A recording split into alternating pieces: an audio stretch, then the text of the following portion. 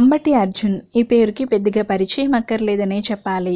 అగ్నిసాక్షి సీరియల్తో మంచి క్రేజ్ని సంపాదించుకున్నారు అర్జున్ గారు. రీసెంట్గా బిగ్ బాస్ సీజన్ 7లో ఫైనలిస్ట్గా నిలిచి తనకంటూ ప్రత్యేక గుర్తింపుని ఏర్పరచుకున్నారు. అర్జున్ గారి భార్య పేరు సురేఖ గారు. సురేఖ గారు ప్రెగ్నెంట్ అన్న విషయం మనకందరికీ తెలిసిందే.